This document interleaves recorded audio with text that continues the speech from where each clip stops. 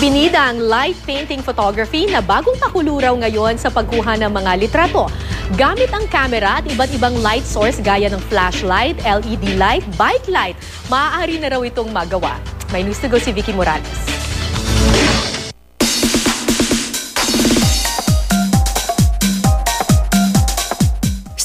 Tingin, akala mo nagsulat lang ng wala sa hangin. Pero makalipas lang ang ilang segundo, parang magic, lalabas na ang drawing na yan sa litrato. Ang tawag dyan, light painting photography.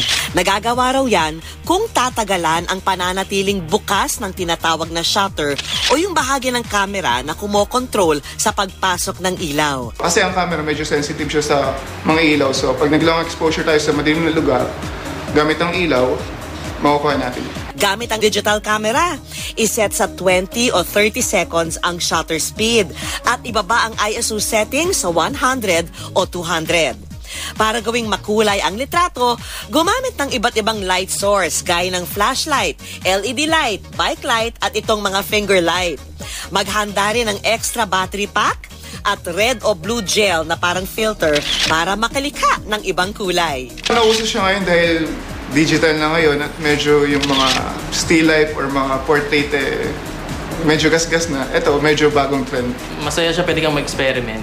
Maraming kulay, mas maganda. Tiyaga lang sa simula, pero pag nakuha na ang tamang timpla ng ilaw, talaga namang nakamamangha ang resulta.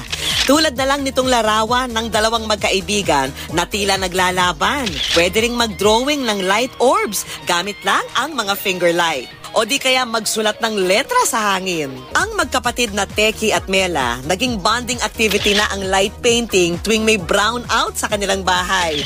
Si Teki ang photographer, si Mela naman ang model. Ang fun lang niya kasi yung first na picture na nakita namin, okay to, ang clear, ang ganda ng settings, pwedeng i-edit, i-post sa Facebook, i-share. Kasi ang cute eh. Kung ano-ano na yung nai-imagine ko minsan, gusto kong gawin and makita sa sarili ko. Like anong feeling ko na maging Victoria's Secret model, yung mga ganong thing. Kumpara sa ibang estilo ng pagkuha ng larawan, mas matagal bago makita ang resulta sa light painting. Pero sabi nga nila, hindi pwedeng madaliin ang sining. Vicky Morales, GMA News.